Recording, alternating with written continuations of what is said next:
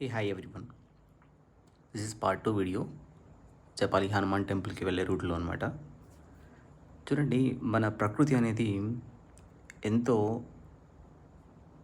నిర్మలంగా, నిశ్చలంగా, ప్రశాంతంగా ఉంటుందన్నమాట.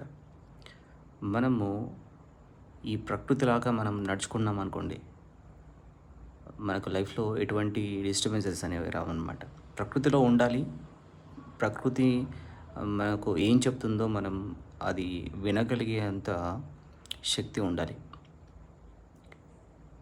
ఇప్పుడు మీరొకసారి ఇక్కడ ఉన్నటువంటి ఈ అరణ్య ప్రాంతంలో చూస్తే చాలా దట్టమైనటువంటి మొక్కలు,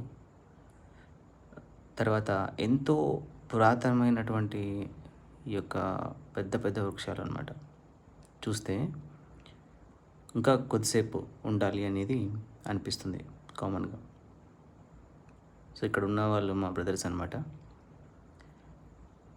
తర్వాత ఇక్కడ హనుమాన్ జన్మస్థలం అని చెప్పుకున్నాం కదా! హనుమాన్ జన్మస్థలం అని అంటారని చెప్పుకున్నాం.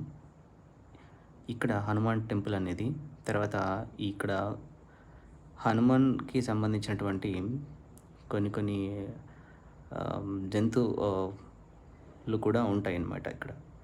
ఒకటి కొండముచ్చు కోతులు, తర్వాత ఇక్కడ మనకు ఉడత కనిపిస్తుంది కదా! ఈ ఉడతలు వీటితో ఎంతో బాగా తినిపించొచ్చు వాటికి. తర్వాత ఇక్కడ నేను తెప్పించుకున్నటువంటి పిక్చర్ అనమాట. ఇదొక చూడాలంటే రామబాణంలాగా అనిపించిందనమాట. ఇది నార్మల్‌గా తీసాము, బట్ చూడటానికి అలానే ఉంది. Thank you. Will meet in next video.